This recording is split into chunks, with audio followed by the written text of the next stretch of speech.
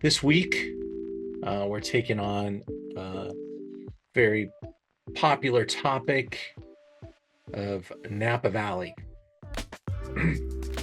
One thing I'm going to ask everybody in the audience right away is, of all the wine made in the state of California, what percentage do you think comes from the Napa Valley? And I ask all of my students in my classes what they think that answer is, and I get a range of guesses.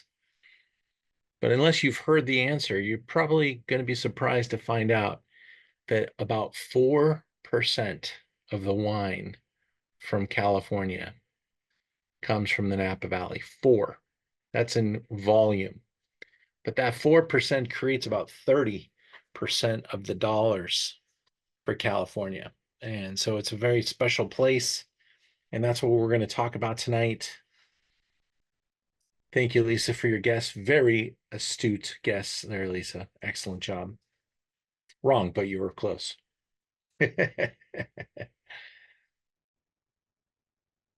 So, a few topics that we'll cover tonight. We're going to obviously taste some great wines. We'll talk about some of the trends, some of the things that are happening, get in a little detail about each of the brands. But basically, Napa Valley has come from a place where it was a wine, it was a place that wine was made. Not necessarily where the grapes were grown, by the way. Prior to 1982, you could bring all of your fruit from wherever in California, make the wine in Napa Valley, and call it Napa Valley wine. But right around 1982, they created a law that said, okay, if you're going to call it Napa Valley, 75% of that wine has to be from the Napa Valley. And that, I actually think that used to be 80%, and they talked it down to 75, but I could be wrong about that. But it's 75% from Napa. Most of the wines that we taste in today's world also have to be about 75% of the variety on the label, and about 95% from the vintage on the label. Some of those rules swing around a little bit based on place, like up in Willamette Valley in Oregon, has to be 100% of the grape variety on the label. If it's Pinot Noir, I'm pretty sure they made an exclusion for other wines, but maybe not. But that rule was put in place to protect Pinot Noir. Because in California, you could blend something else into it and still call it Pinot. Most people don't, unless it's really low end and they're just going for something Pinot-esque. But we're talking 75 place, 75 varietal, 95% vintage. Now, Napa Valley is obviously a beautiful place, and a lot of people, make their money in life and want to retire somewhere. And Napa Valley is often that destination. And a lot of people that have really done well will decide to hang up their CEO entrepreneurial cloak and go into Napa Valley and just blow wads of cash. In fact, the little joke that's in the wine industry is, how do you make a small fortune in the wine business? And that is the answer is you start with a large one. And so there are stories all over the Napa Valley where people are coming in and they've made so much money that they can take a hit, and but this business is really difficult on cash flows. You're looking at 5 to 10 years of inventory.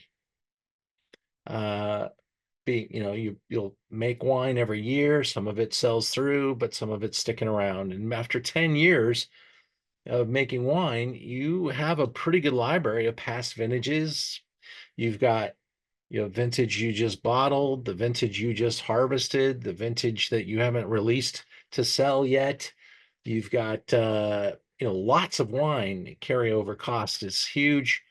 And the cost of space and time and all that stuff really makes wine a challenging product to sell, uh, and to make money. So the Napa Valley is dealing with some of these issues now. One big happening with a lot of wineries that make, slow, long aging wines. So they tend to either go broke or move into a level of obscurity that, maybe they need a new owner to be able to carry that note. One of the wines that we're going to taste tonight kind of fell into that path, and they got very lucky. They had a big, wealthy ownership group come along and swoop them up and protect them. One of the wines that we're tasting tonight is one of those stories where they have so much money in the world, nothing matters. We'll talk about them. One is like legacy wealth. We'll talk about that. One so small, I have no idea about their ownership. Um, and I have a hunch that it's pretty modest, but in a good spot.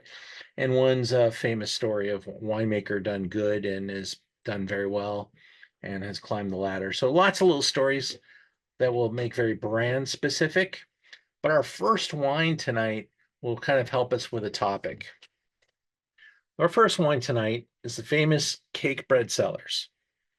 I had the great fortune of selling Cakebread for a long time, and the Cakebread family helped me pay my paycheck. I'd say for about 10 years. Um, between commissions early on as a sales representative to going to work for the company that marketed Cakebread, who I worked for about 7 years and had probably the best job in the wine business at the best time. Um, that was a company called Coeur, and they marketed Cakebread and did a very good job of helping Cakebread become what they are today, which is a very well recognized quality brand that's made a lot of friends along the way. Maybe they haven't absolutely kept up with, the hip factor. Some may have let their Cakebread, interest wean. That's just every brand, though. Cakebread always sells their wine faster than they can make it. They've kept their prices pretty affordable in comparison to other people. And in this last vintage, which is 2022, they made a really big decision. They decided to take their Napa Valley Sauvignon Blanc and make it a North Coast Sauvignon Blanc in order to keep prices, because Napa Valley Sauvignon Blanc is going bonkers. It's going in a very high end angle. I've been able to taste Sauvignon Blanc 75, 100, 125, $150 a bottle and up. And the price of that crop has jumped, as some people even maybe ripped out Sauvignon Blanc as it wasn't making enough money. And the people that kept it in were doing a good job, but they were demanding more. So the prices of the fruit really got higher and higher, and supply got restricted to a point where you had to make your price really high on the wine. And Cakebread saw other options in the future, but they did have to lose appellation. So I'll be interested to see how you feel about this wine going forward. They are still a Napa Valley producer, but vinted and bottled in Napa Valley. But this wine carries North Coast appellation, which is basically Sonoma, Napa, Mendocino. And that kind of remains like, okay, so where did the wine come from? But I know that they still have some vineyard contracts in Napa. They own some fruit in Napa, but they're blending it into this wine with other sources. Probably Lake County is part of that north coast appellation as well. And there's a good amount of Sauvignon Blanc coming from Lake. And I believe the Cakebreads even own a vineyard up there. But before we go too far, and please do put the wine in your glass. I'm going to taste it with you. Tasting the last taste out of the bottle. Didn't put mine in little jars this week.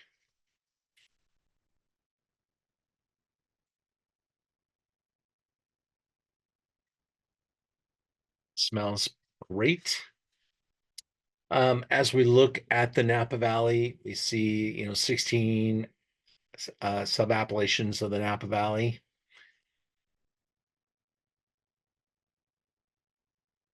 It says 15 there. Is it 15 or 16? It might be 15. Um, and there's other places that are working hard to get an appellation, to get noticed. There are a lot of wines that are made in the in-betweens. They carry the Napa appellation, Napa Valley appellation, Napa County appellation. And so when you look at these lines here, you can see that, they're defined. And there are wines being grown in this gray area, and that's the Napa County appellation. The valley is really basically right here in Rutherford, Oakville, Yountville, this valley floor. But what makes Napa so amazing is that around the outside of the Napa Valley, it has these basically mountains like Mount Howell Mountain, Mount Veeder, and the Mayacamas basically here. And these mountains kind of line the outside of the Napa Valley and create a bowl. And it traps the cold air during the night. And as the sun comes up in the morning, the valley heats up and that cold air is pushed down into the bay. At night, cool air comes rushing back in, almost like it sucks it back in because it creates these vectors with a temperature change inside of the bowl.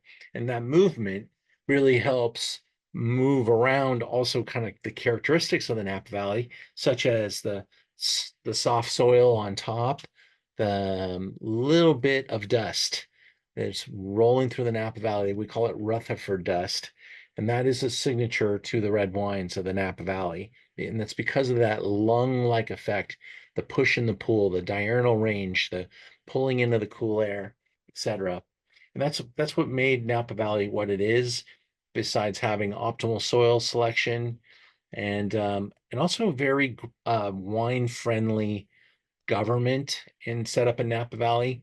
And then, Gold Rush country was there, which helped, some of the farmers get set up, a lot of Italian farmers, a lot of German immigrants. Immigrants came in and basically needed wine, and this was the place to go. But by 1982, they were finding other places to grow some grapes, and they were just bringing those grapes to the Napa Valley and making it into Napa Valley wine. Now, the Cakebreads got started in the early 1970s. Jack Cakebread was actually a photographer. And the way I told the story is that he was working for Ansel Adams, but I think he was actually working on assignment for like Sports Illustrated or something like that, taking pictures of the Napa Valley, a magazine anyway. And he fell in love with this vineyard site and told the family just kind of on a whim, hey, my family, we live down in Oakland. We own my family's owns a garage, like a type of place that, you take your family car to and they take good care of it.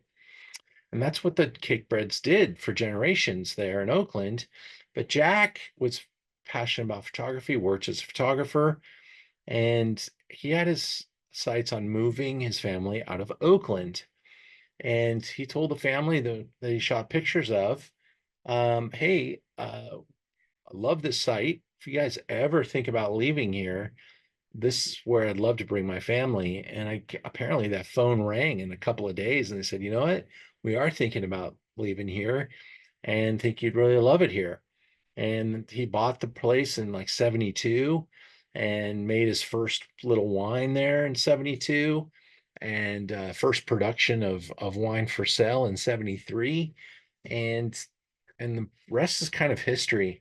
Mr. Cakebread, Jack Cakebread, passed away just a couple of years ago. His wife Dolores, really a impressionable leader in the Napa Valley. The two of them really had very high standards for themselves, for their winery, for their wine. for the Napa Valley. They served in many capacities for the Napa Valley and really helped the Napa Valley kind of build like some governance and some substance. And those kind of ethos were really important in helping establish the Napa Valley. And they did that with other greats, the Mondavis, the Phelps, and they're truly in that same era. And so that era really was led by some great people in business and in American history and Napa Valley history. And the Cakebreads are those people. They've grown their facility year over year. They have a really good business acumen in the way they've been able to grow their brand. They bought land that was contiguous with their property. Their property actually fell on a property line between Oakville and Rutherford. And when it comes down to wine laws, there's laws that say if you're going to make an Oakville wine, it has to be made in Oakville. If you're going to make a Rutherford wine, it has to be made in Rutherford. So they literally have like two separate winemaking facilities right next to each other, but each on their own side of the line. I remember years ago when I was, in the 1990s, you could just pull in there and go wine tasting. I don't even think it cost anything, but it became kind of like, oh, got to go to Cakebread. And over time, they slowly went to reservations. And even though it's a pretty big place and they make a good amount of wine, they still are brimming with visitors and making a good amount of wine. Everybody in Napa Valley probably wishes they were a Cakebread. I always said that because they just have their act together. They sell their wine as fast as they can make it, and they make really good examples. And they are everywhere. I sold their wines in Hawaii, northern U.S., and they universally do very, very well. So this Sauvignon Blanc that we're tasting is 94 Sauv Blanc, 5 Semillon, and 1 Sauvignon Muscat. Hopefully you've spent a minute with it. Love to get your tasting notes there, Lisa.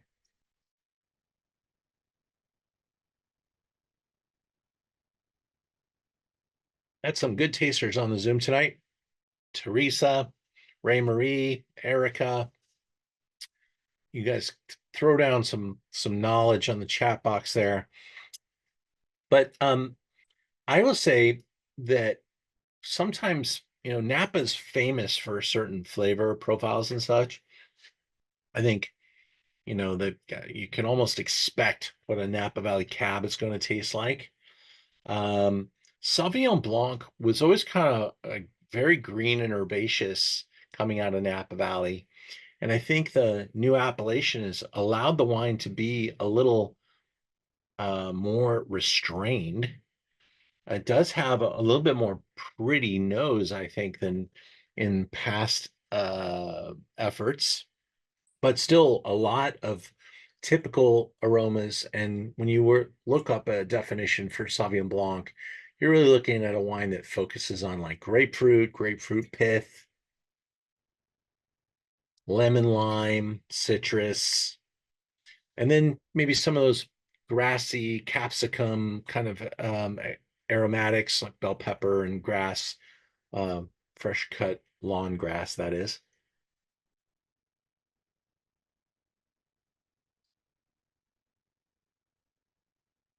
I think the alcohol's a little less, a little more restrained, a little bit more in balance. I always felt like that Valley Sauvignon Blanc got a little bit warmer, a little bit riper. And this, I really like the texture here, the weight, the balance, persistence. It's a very cake bready and balanced and pretty, and I think they did a very nice job. 2022 kind of plays into this variety pretty well. 2022 is a tough vintage on reds, but on the whites, what I've been tasting are quite vibrant because it is a famous vintage for having so much acidity. Um, I believe a lot of that was because of how warm it was, and how quickly things kind of got to a level of ripeness. Things were actually pretty ripe, but still very acidic. And so some people chose to leave their fruit in the vineyard a little longer, hoping those acids would kind of tone down. But for white wines, it's kind of nice to have something so vibrant and so crispy.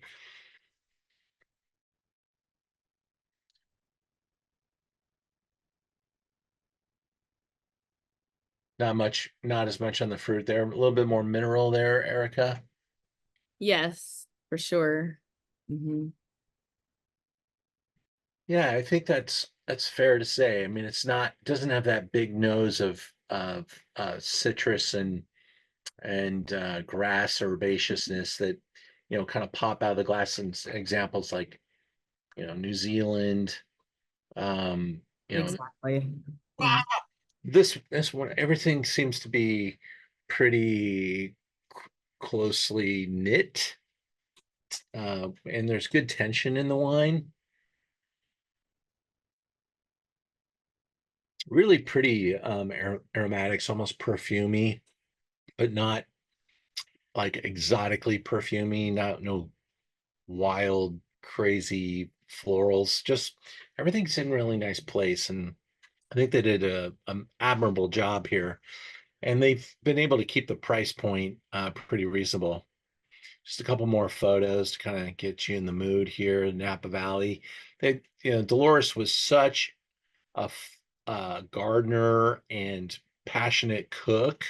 In fact, Cakebreads still have a full team, a culinary team on their campus.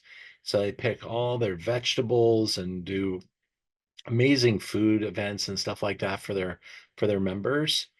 But if this was a Napa Valley Sauvignon Blanc, it would definitely be closer to $50.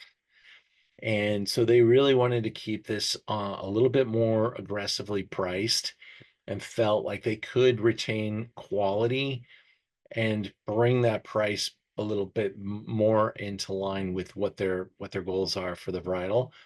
And I remember 10, 15 years ago, you started to see the Cakebread Sauvignon Blanc like immediately come into stock and go out of stock. Like it was like bam, in and out.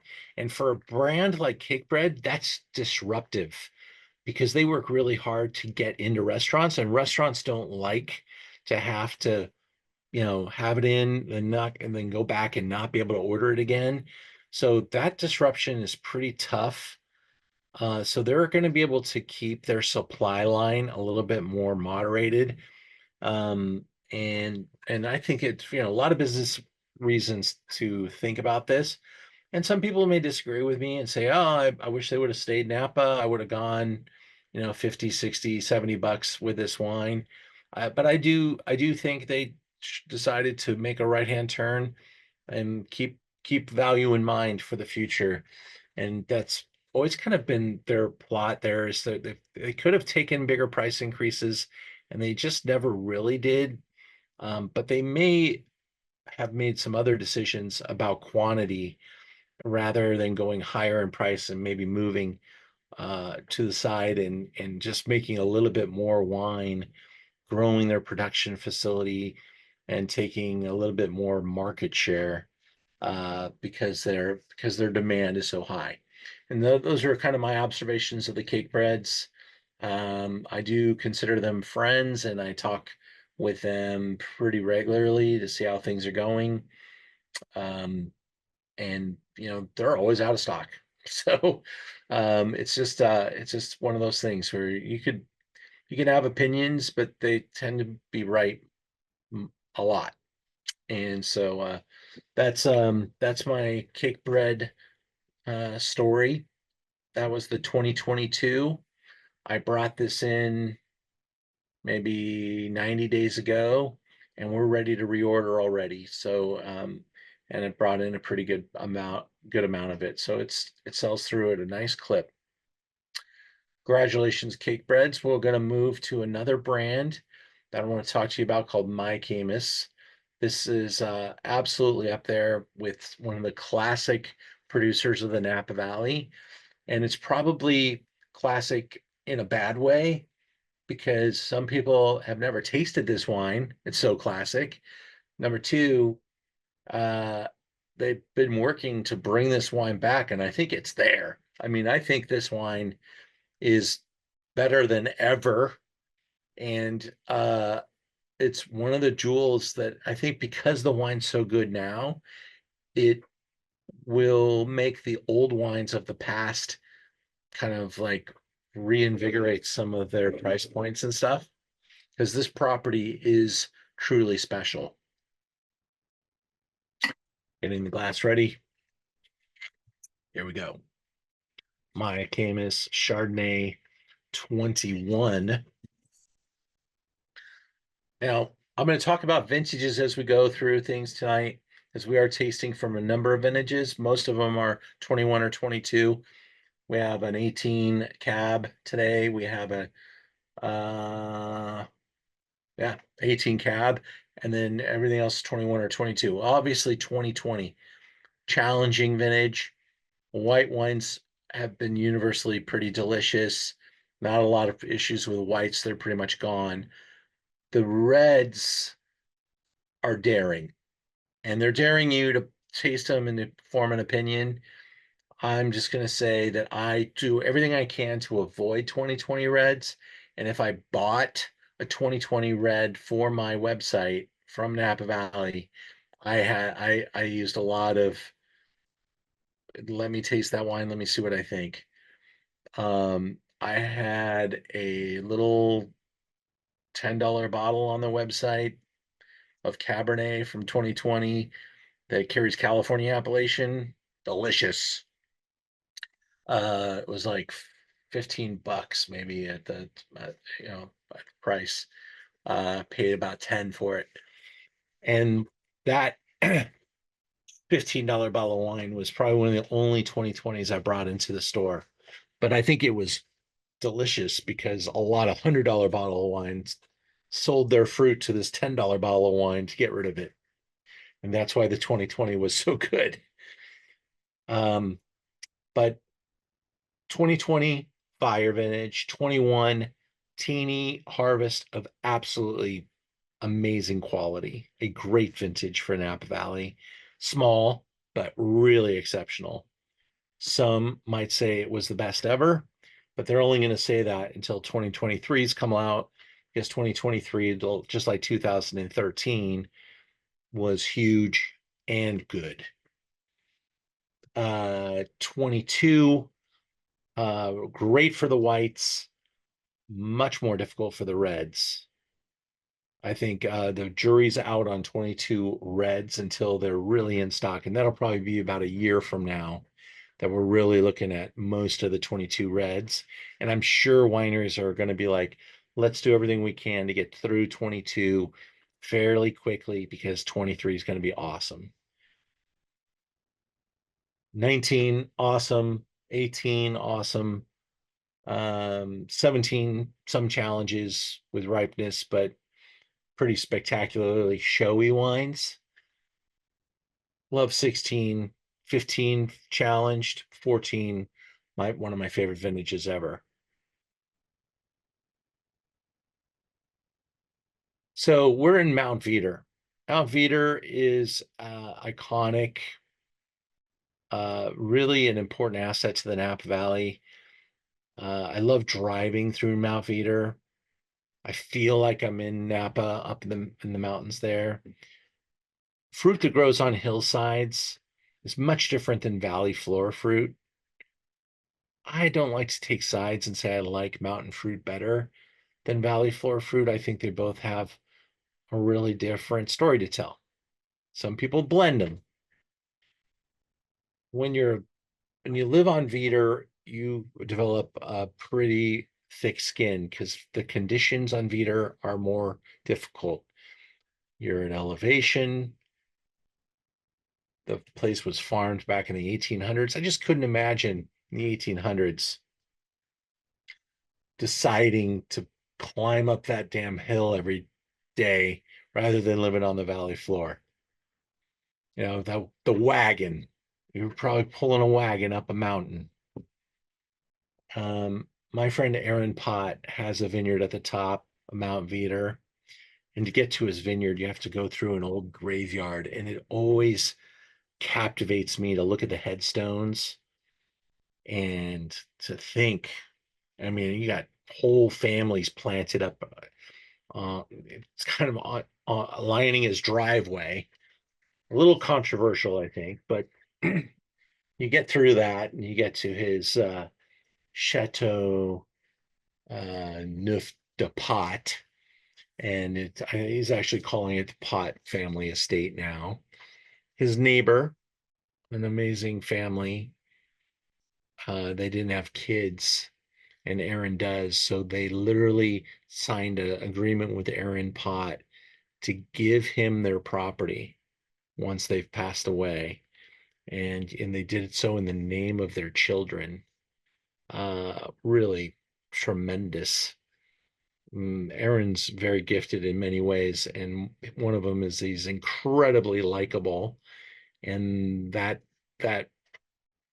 type of thing, that story that I just told you, just doesn't happen very often. So, his magnetic karma really worked for him there.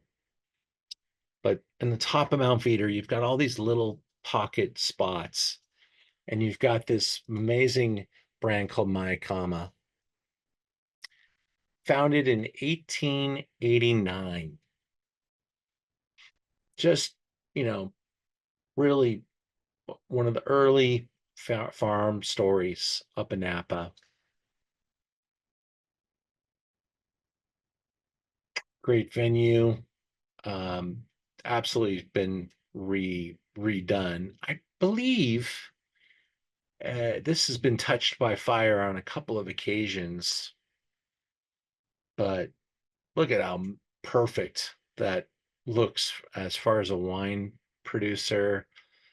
The stone, the the barnwood, the big fireplace. It's my dream, like winery. Look at that cellar. Elevation helps this producer. Their style.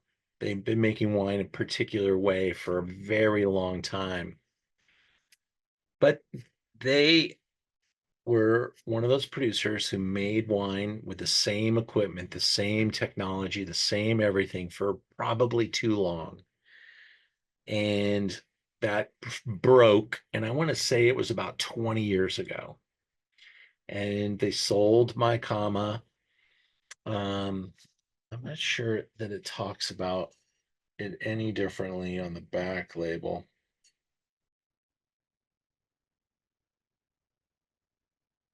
But they sold it and new investment came in, freshened the place up. You can see the facility. They kept all the original stone and mason work and then glorified it with some nice, clean architecture, etc.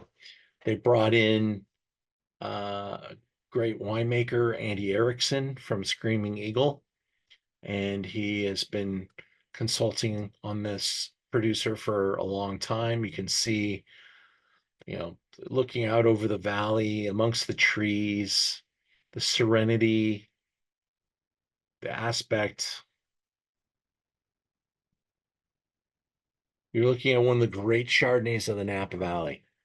And it's now, been getting big scores for a couple of years. I think at $68, it's pretty, like, maybe it should be $80 because that's what a lot of producers are coming out with now, $80, $90 Chardonnays, and they come from a famous producer, etc. They're happy to release this at 68. God bless them.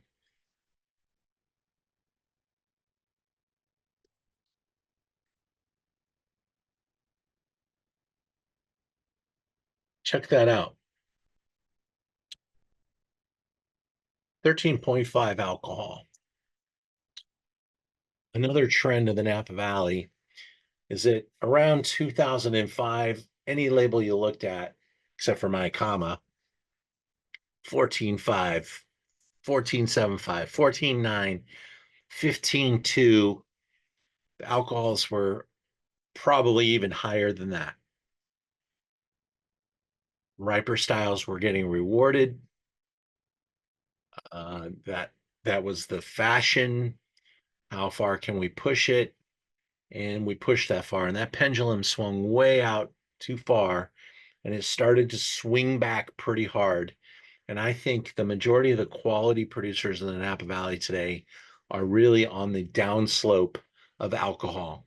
I think 14 is probably the target number for reds, maybe 14.5 for larger producers. The artists are trying to be a little bit lower than 14.5, but Chardonnay and whites, 13s. They want a 13 number on that label. That's their calling card now. And I really think that you can see how by bringing that alcohol down, that ripeness down, it really pulls back the volume knob.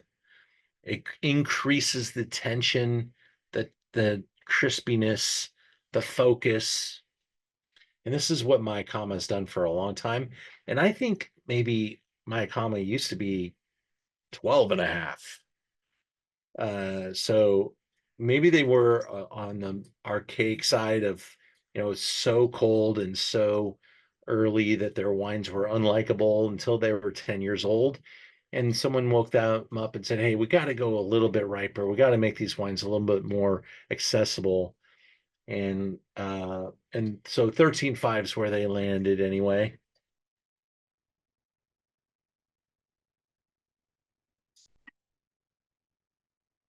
Again, the nose is really restrained.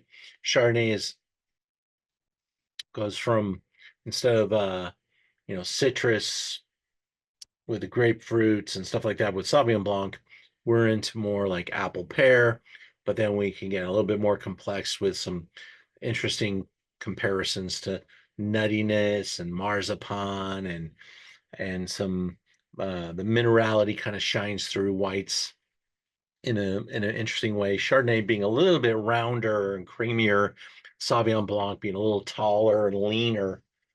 Um, this wine definitely is not the oaky buttery Chardonnay. This is like stony, long aging. This wine will age beautifully for 20 plus years. I had recently some 75 Mayacama Chardonnay, youthful, youthful and beautiful.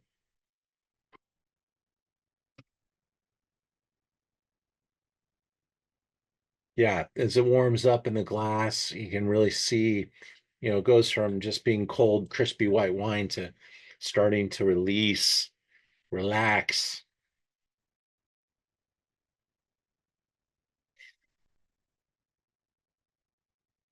But there is something very Mount Veeder about this too. That as soon as you smell the wine, you can tell there's some minerality, some rockiness underneath that fruit because it does kind of, you can almost smell the boulders underneath the little bit of Chardonnay fruit there. Just kind of glimpses of it. That minerality is part of this wine.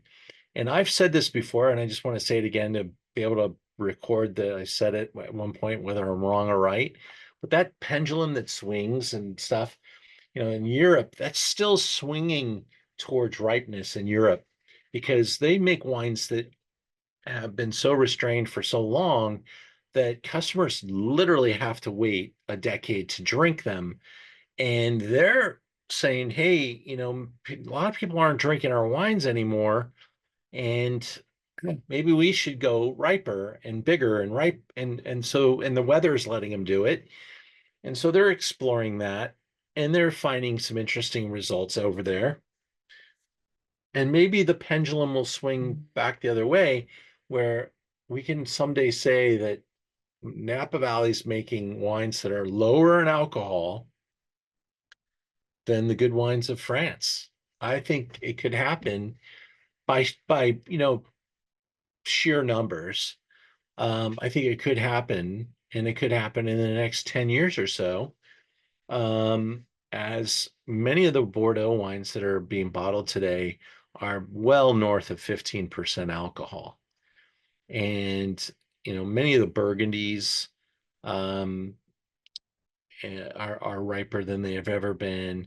Certainly, the Rhone wines have been there for years. They're all over 15%, heading into the 16s. But even there, that's where you start seeing things pull back a little bit early. So that's this part of the conversation of what's happening in wine. It's a dynamic place. We're very nimble. The wine people are very nimble. We see trends, we react to them. And this is one of those kind of wines that remains etched in stone the way they are.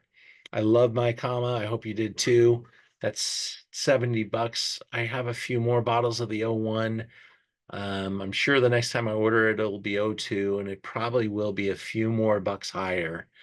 But a really good long aging Chardonnay for your cellar. Just a quick commercial before we go into the reds. Great Italian wine is next week. I'm really proud of the wine lineup. I've got some winners in there. It's a really good deal too. Trying to be very sensitive to the economy and what everybody's going through. My store's going through it. I'm sure your store's going through it. Uh, Things have been quiet, and so we're trying to remain as price sensitive as it can be. Uh, I priced and plotted this event tonight. It was a little bit more expensive than other tastings we do.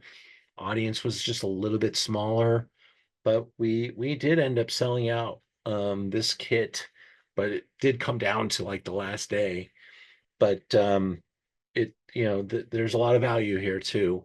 So we priced it well, and we got this sold. Next week we got plenty of kits. We can go crazy, and hopefully you guys will join us for a really fun ride.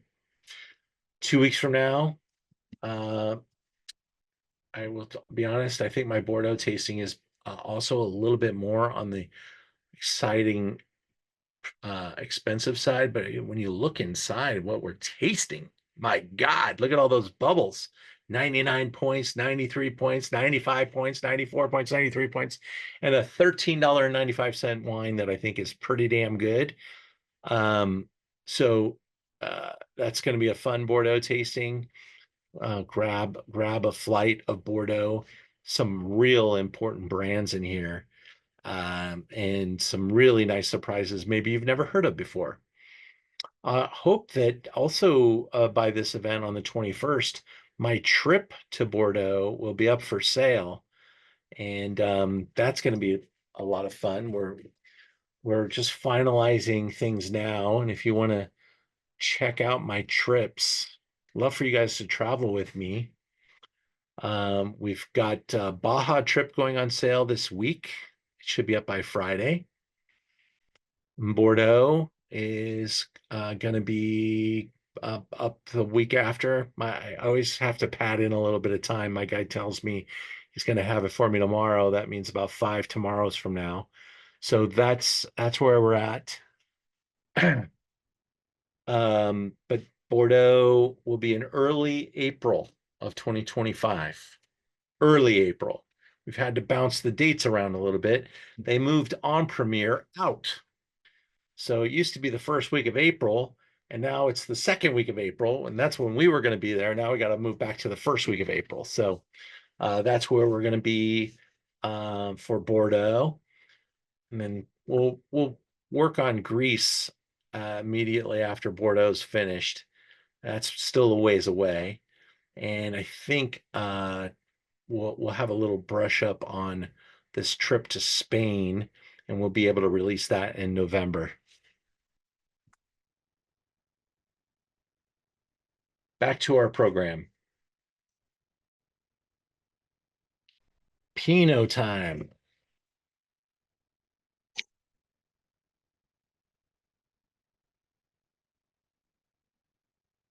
Man, the world has changed when my allocation of Maybach didn't go flying through the sales channel and I get to use it in a Zoom.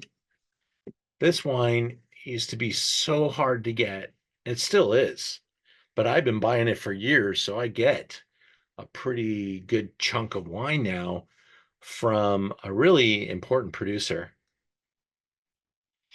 Now, this is also a trend where Napa Maybach family, yes, the inventor of the car, uh, the, the Maybach family, they decided to move their Chardonnay and Pinot production to Sonoma Coast.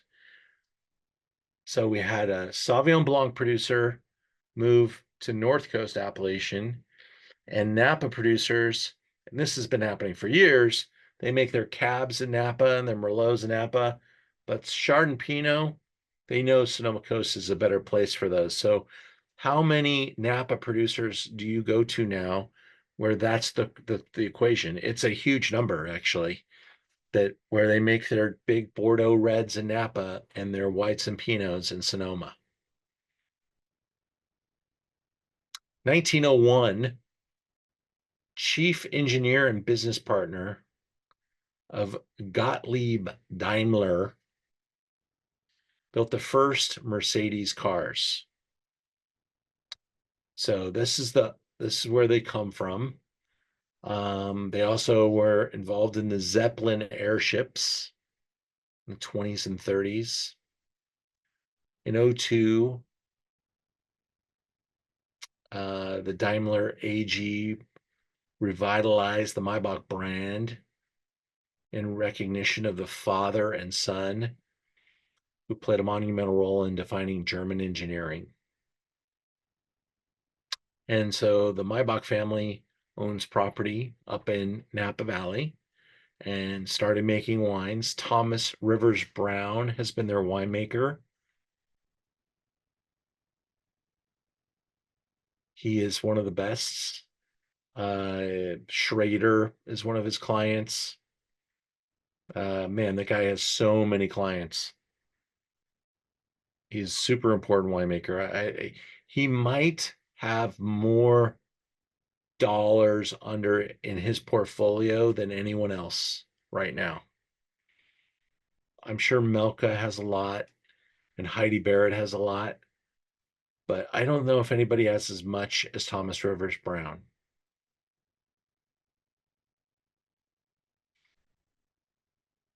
2007 is when this vintage was, our vineyard was planted. Heritage clones Swan and Calera. Sonoma Coast tends to produce wines with distinctive notes driven by their unyielding conditions of their locale. From this vineyard, you can see the Pacific Ocean, which puts it in the site near the fringe of where it's possible for nature to allow for cultivation of wine grapes. It's on the cutting edge, so cold there that it can be very vintage sensitive. And my friends at Joseph Phelps, I remember when they planted out there, they took like 10 years to get any fruit at all, and struggled for years. Now they're thriving, but they were pretty early out there. And the results, though, for Pinot Noir are you know, unchallengeable now. But they put the best of everything together here. Best winemaker, great vineyard site, very high expectations. The scores are huge. The wine style, let's taste it. That nose is magic. That's like stem. That's like berries. That's like spices, brown spice galore.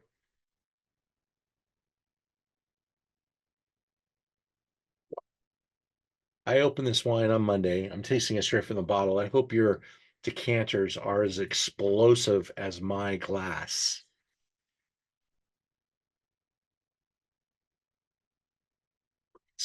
It's got, strawberries and rhubarb and that brown spice, that stem character just makes me salivate too. You can really smell kind of that stem wood and the way that it's imparted into the wine now.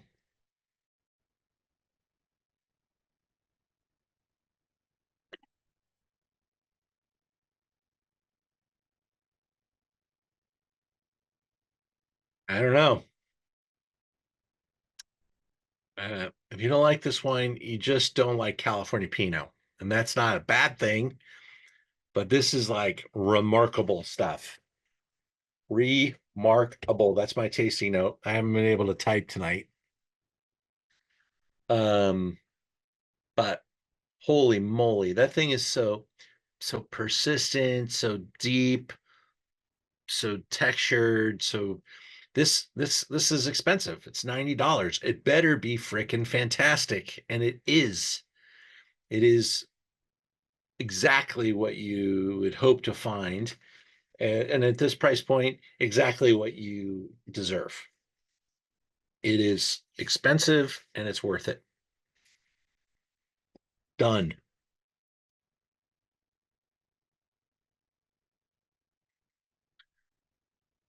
I almost need a breath just to smell and taste this again.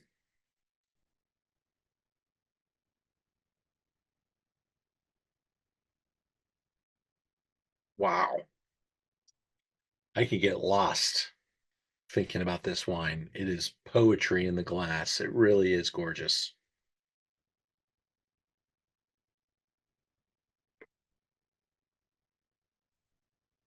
You know, I the job I have here, I love finding wines that are $10 that I can stand behind. I have a very easy time finding wines 25 to $35 that I can stand behind. Um, some the probably the most interesting stuff I have in my stores, 40 to $50. And then there's like a resistance knob that comes along when I start having to pay 60, 80, $100 a bottle. And that's A, because I don't have a lot of dollars to put into my inventory.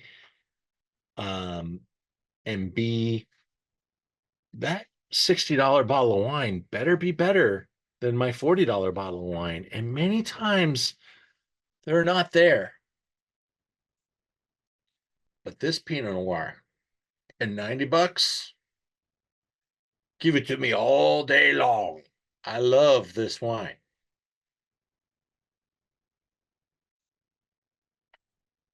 All right. Sullivan, uh, this is that story where, people make a fortune and all that matters to them is that they become successful in wine to the point where they could lose a fortune trying to become that successful brand. Sullivan's actually an older brand by name. Mr. Sullivan was a lithographer, or maybe he was an architect. I might have that wrong. Let me just say he was one of the two. Beautiful, beautiful winery. Good God, gorgeous. Right in Rutherford. In fact, it's called Sullivan Rutherford Estate. Sullivan Rutherford Estate. And they were started in 72. James O'Neill Sullivan. And uh, had just really nice taste. Beautiful house, beautiful property. You were going to his house to taste. Um, you know, Time went by and Sullivans were getting older and older. Kids didn't want anything to do with the wine business. They sold this beautiful property. Look at that thing. It's just like timeless, gorgeous. One of the richest men in the world bought this property. He's big time oil money from South America. He owns a couple of wineries around the world, and he really wants to see this brand become important. Hired a top winemaker, top of his class. They have been doubling down on Merlot, replanting Merlot in top vineyard sites, tearing out Cabernet and planting Merlot.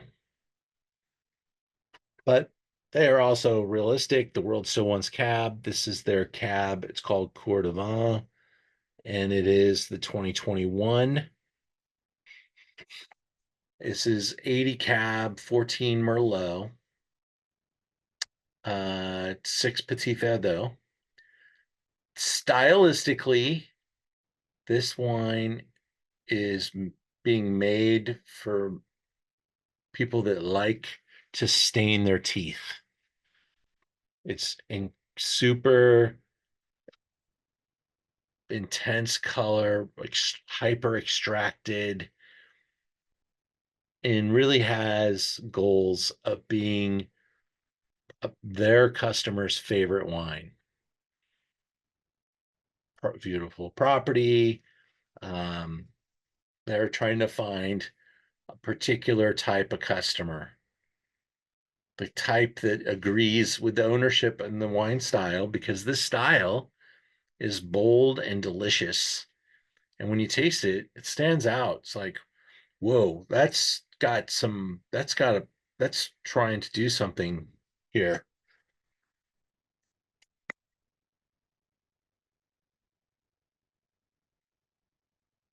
The thing is so fruit saturated.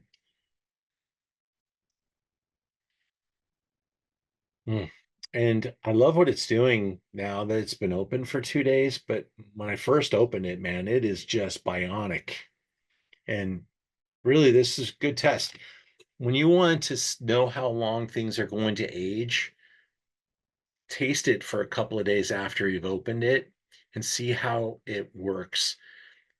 Um, you know, cheap wines are going to fall apart quickly. This wine has gotten better in 2 days and prettier because there's a lot of muscular pieces that in the 2021, which is the current vintage, haven't really had the time and bottle to come together and congeal, but they're getting there. And in the glass, after being open for 2 days,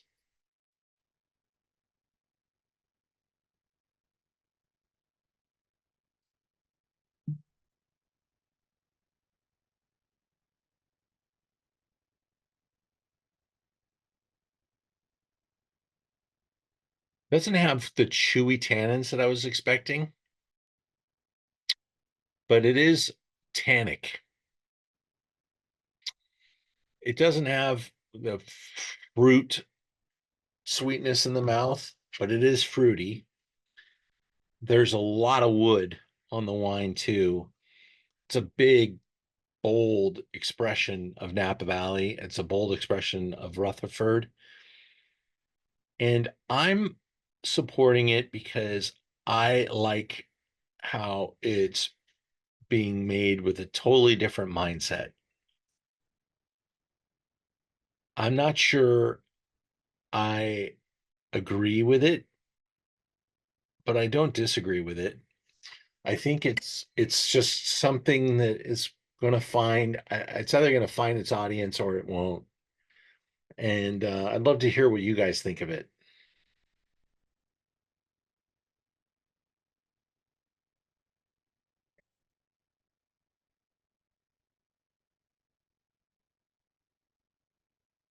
That's a big one, Brian says.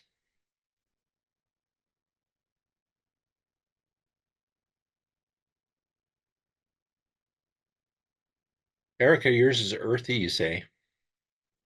Yeah, I'm not picking up any of the um fruit notes at all. none of the dark fruits. I'm getting a lot of earthiness to it. Is anyone else feeling that way in the tasting kit? Because my bottle was open for 2 days and didn't do any Corvin gas or anything on it. I would expect your tasting kits to be a little bit more fresh. Mine's like pretty open. Yeah, so Ian, I said that I need a big steak with this, and I think if you had red meat, the fruit might come forward a little bit more, because I agree it's very earthy just tasting it on its own. Cool.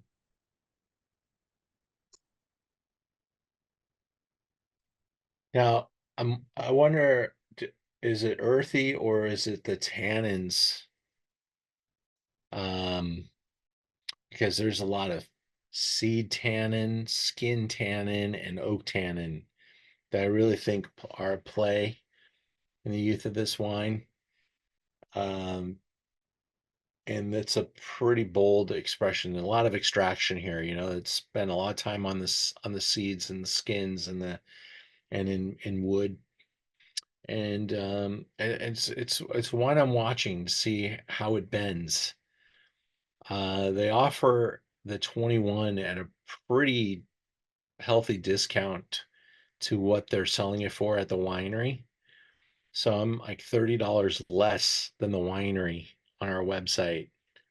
I doubt I'm the best price in the world on this wine, but they don't want us to be trying to discount this thing. They want to get people to support it. So they offered me a pretty good deal to do that. The wine is over $100 at the winery, and they make most of their wines are close to 250, 300 a bottle back at their winery. So again, it's a wine for a particular type of customer, and we'll see how this one shakes out. I don't disagree with them, but I'm not sure if I were the winemaker, I would make some of the same decisions. But if the richest man of South America were telling me how to make the wine, that might dictate how things are being done a little bit.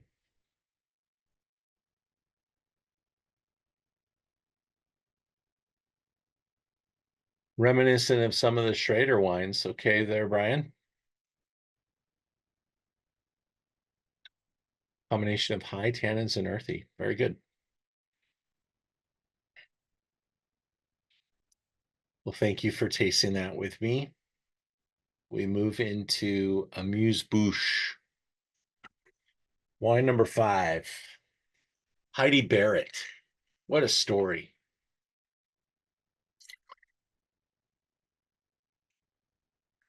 Heidi Barrett is, I should have put a picture of her and I in this slideshow. I got to taste with her at the Los Angeles County Fair this year. And she's just a ball of energy and sweetness. But beneath that energy and sweetness, there's some serious artisan winemaking business that's going on. She's really, her name is worth a lot of money on a bottle of wine. She makes a lot of money making wine for people. Uh, and this is one of her crown jewels. She makes it with John Schwartz, and it's a Pomerol inspired Merlot from Napa Valley. We don't often think of it as a Merlot because it's called Amuse Bouche. It doesn't say Merlot, but it is made from mountain fruit and has a Pomerol like blend to it. The artwork is great and very Heidi Barrett. I think she or her sister did that artwork.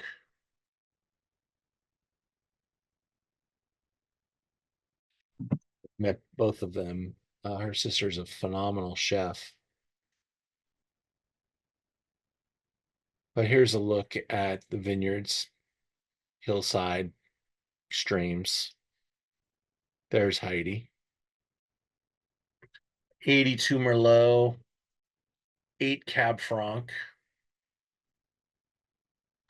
2021, small production, but really good quality.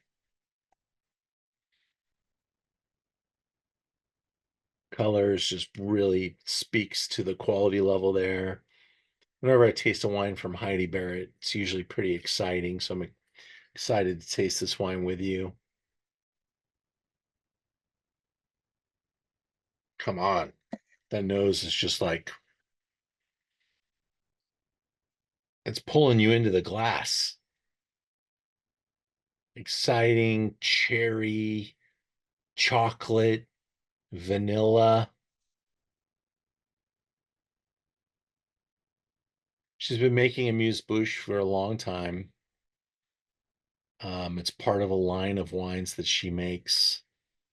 I really love supporting what she does, and I will be honest, she doesn't need to support me, but she has in so many ways, and she comes down and does our events every once in a while.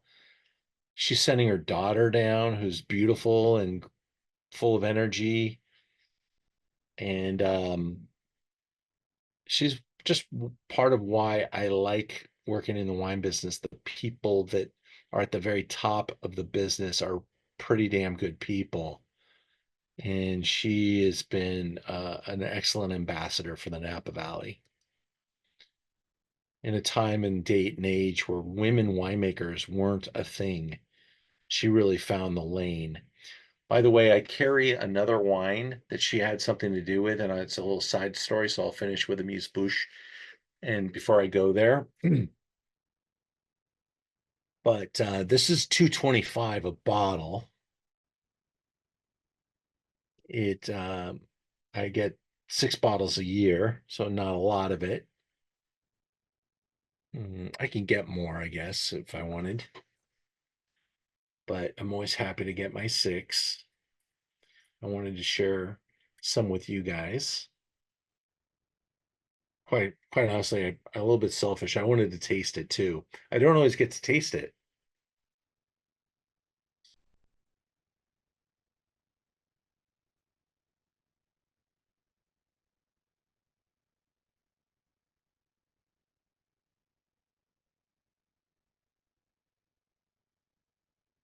Big nose. Mouth feels a little bit lean. What day is it today? You guys have your wine app. There's a site I use called Wine Win. Interesting. It is, as of this afternoon, it was a fruit day. But tonight, it's moving into a root day. Fruit day good, root day bad. Fruit days, that might be why the noses are so beautiful and the mouth is so less than generous. So I think the mouth on this wine is a little less than generous.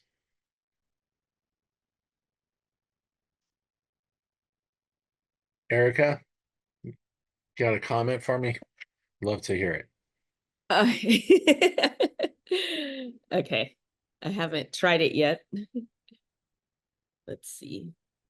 Let me get my nose together. Peppery, Mm, very peppery, black fruit notes. yeah. Um, ooh, okay. I am picking up it's got a mineral earthy note, but it's also like very, like a tobacco is what I'm picking up. Part of my dog. Dog agrees with you. But yeah, definitely tobacco notes to this.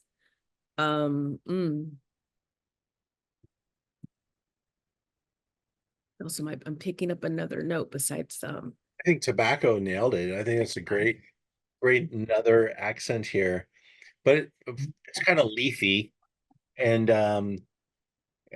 but that the first my first whiff of it was like saturated black fruit skins and cherry skins and woo woo, and then you put it in your mouth and you're like yeah.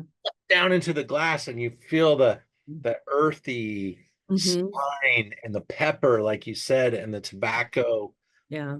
on I there. like this one a lot. Good. Yeah, I like it. Lisa, how's it treating you? Quite well. Still, Nice. yeah, It probably smells better in Santa Monica. of course.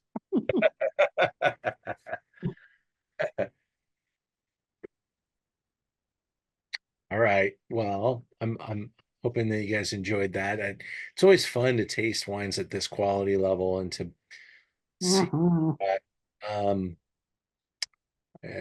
This is an annual treat that we get a little bit of, and so we'll see. Somebody usually comes in and swipes what I have left all at one time. It's just a small amount, but it's a special wine, and I'm happy to taste it with you guys. The other wine that she made, and I'm going to click into my website and show you this little wine that I've carried every year forever because I think it's like the best little Napa wine for the money. But this is where Heidi Barrett started. Bueller, 1982. And in fact, the 1985 Bueller Reserve, she had been there just a couple of years, got some huge scores and sells for lots of money a bottle. The family, Jay Bueller, the gentleman who owned the brand, everybody still owns it, still operates it, keeps their prices really low for a Napa Valley wine.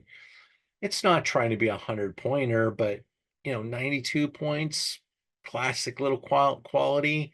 You want a little Napa cab that could. This is a good little bottle of wine to find.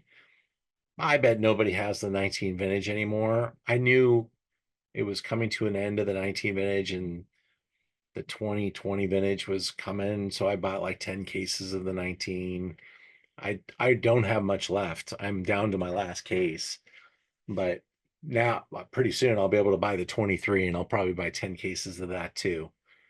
So that's my plan. Uh, I love to stock up on this wine from great vintages. It's just a little treasure.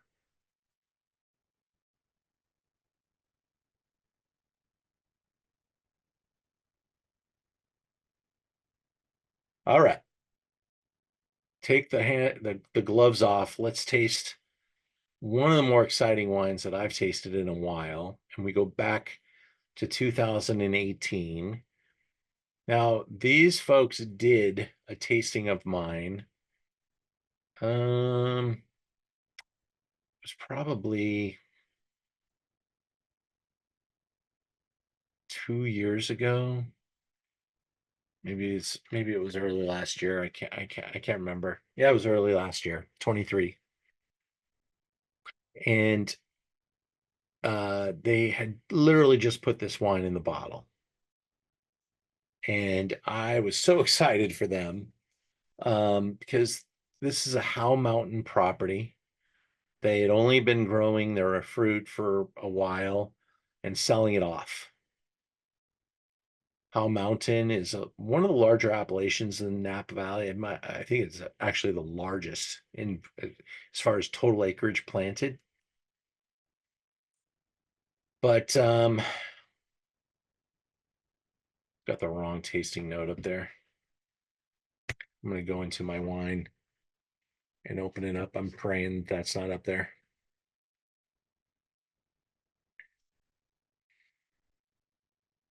I bet it is. I bet it's wrong here too.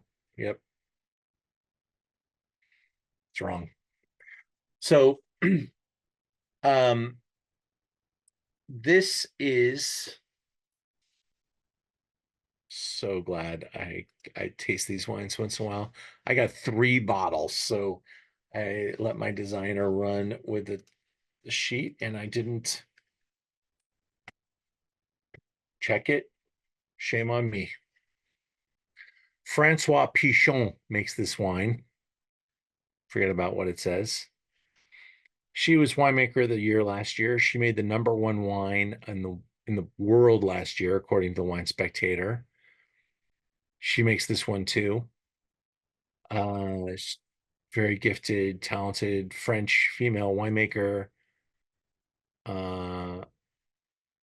And this wine's made from a single vineyard in the Napa in Howell Mountain. Let's just taste it together and realize what it is and try to ignore the fact that I made a mistake on my website.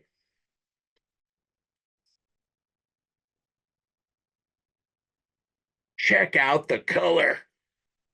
Holy smoke. So if you had a camera, I don't know, you could see that. It's just black. That's exactly what when it came out of the bottle and into the glass, I'm like, that's black. Oh, Really deep. Yeah. so deep. That smell is like, oh my goodness. This is like this was they say you only have one chance to make a first impression. And this wine, they poured in my glass and I smelt it and I was like, sign me up. This was so beautiful, even when it was just bottled. And this is Howell Mountain. When you smell it, you can smell Howell Mountain. It's got this volcanic ash. They call it tufa, and it's got this really unique characteristic that it does to the nose of the wine. It's got like this almost dark metallic alloy kind of characteristic. It's part of the minerality. It's just that's what happens when you're growing fruit on the volcano.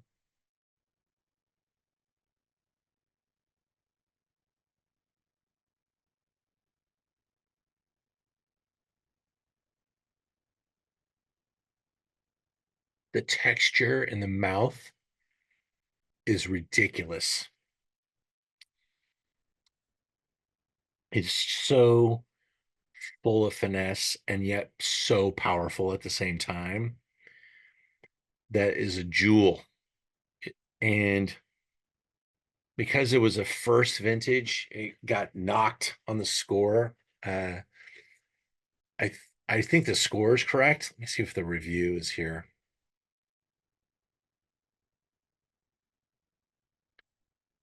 Yeah, the review is correct. Cheb Dunnick 95, same blend as the 17. That 2018 Cabernet is another impressive medium to full-bodied mountain Cabernet Sauvignon. Cassis, graphite, chalky minerality, and iron. Iron, that's maybe the metal that I'm smelling. As well as the classic Howell Mountain Bouquet Garni-like notes, Bouquet Garnet.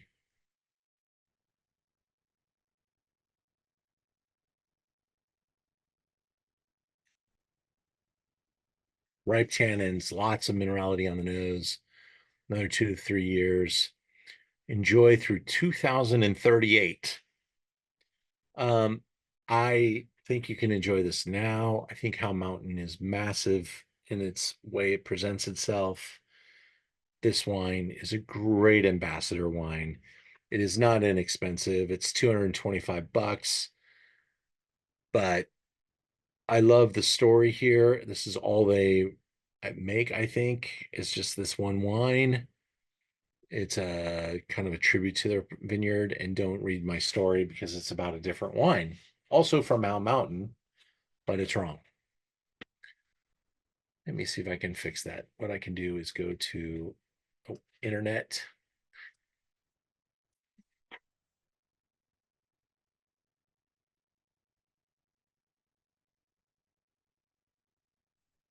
I don't see many people that have the wine. Let's see what Compliance says. This is a great restaurant in Napa Valley. Yeah, they're smart. They don't put shit on the website about the wine.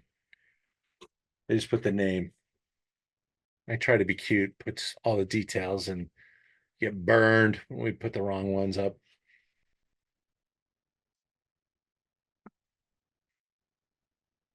Ian, you mentioned I mean, this is a female winemaker, Yeah, right? It's great. Pichon. Awesome. Yeah, she makes some great stuff. She's a great winemaker to follow.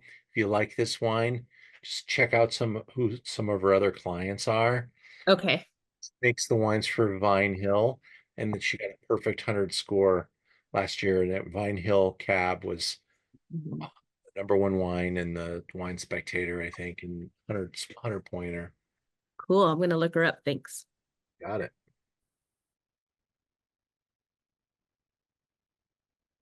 Mm. There's a lot of great wines in the Napa Valley. I don't like them much more than that. That is just special stuff. You know what's interesting is after, like, it has an incredible long finish, but after the finish, a note I'm picking up is boysenberry. Mm, Mm-hmm. totally. Mm-hmm. And I don't know if the hair on my skin stood up when I smelled this wine. That's what Yeah. I mean. It's more than wine. It's just something so high. Very, very, very unique. Mm. And I do that once in a while with wines from the Howell Mountain area, but sometimes they go just too hard and too far and too powerful. I think her hallmark is the finesse that she's able to the wine's massive. The Yeah. arc, it's a statue, Mhm. but there's so much finesse to it. It's like Michelangelo, it's just like Right. big, I but it's totally understand. I haven't tasted anything like this before. Mm. It seems to just kind of like a chameleon change itself as you start, it makes its way through your mouth. Where I agree with the boysenberry. I didn't think about that, but yeah, that's Mhm. because it does have a long finish, definitely. Yeah. Yeah, it's interesting, and I mean that in a really good way. Yeah, totally, right? Yeah. And I love the way, when wine writers, write, we look for little things we pick up. And, sometimes this is described as like, I've heard it described as gun metal, graphite. Hmm. Uh, you've got little nuanced tannins there that are kind of, as you put in your mouth, you can really feel that move, the energy in your mouth, but it's not tannic to where it makes it bitter, or Exactly. but it just wakes up all your senses. And Mhm. nose is so full of finesse and poise, and really wild and crazy cool. Mhm. um, it's not a wine that you would pull open just any day of the week, but man, if you want to blow somebody's head off that really loves wine, Yeah. this is actually, in the realm of great wine. It's I don't want to say cheap, but a value, because it's so good at its price point. You can Mhm. sit next to other great wines and pay a lot more and maybe not get at that much of any more excitement. This one just is as full of excitement as I think it gets. And I taste a lot of wines from the Howell Mountain, and I put this on the very highest level. Nice. It's amazing. I had a pair of earrings once that were made of gunmetal, and it does have its own very unique smell. So I can see where you would think that, definitely. Well, cool. Well, I enjoy tasting this quality of wine with you guys. We have a couple of Zooms coming up that some we talked about, the Italian tasting. In a couple of weeks, I've got a private event on, it says Thursday, but I think it meant 14th. Okay, weird. That shouldn't be there. That's September 19th. That's why. So August is good. We go August 7, 14, 21, 28. Perfect. September, not so perfect. It's going to be a little wild. So we'll do some different things in September on a couple of weekends that I do, or Wednesdays that I do have. I think there's 3 Mhm. in September, and then October just a couple. I might add another one in October with a guest host. So be on the lookout for that. I proposed it today. So, because I'm going to be traveling at the end of October to Argentina. So I'm going to have potentially a guest host. We'll see. We'll see if that works out. But some really fun topicality. And until December, I probably won't do another Heroes tasting. We thought we were going to try to get one pulled together for November, but just moving a little too hard, and it's just a lot of work to do the Heroes levels and interview people in the middle of harvest is pretty challenging. So we'll move into December before we do another Heroes effort. But I keep the quality level very high. Tasting wines of very serious places, and you'll like the strata of moving from some values all the way to the best of the business. And we're doing that on a pretty regular basis, whether it's Bordeaux or Rhone or Burgundy or Spain, and even my 96 to 99 point wines, which we haven't released yet, but we will probably by this time next week have all of these priced and built out. But right now you can join us on any Zoom in and through August. They're all available, and you can see the price points, and we'll keep that price point coming in at a really good range. So thank you all. Hope you have a good week, and thanks for joining me tonight. Hope you enjoyed the program, and we will see you all very, very soon.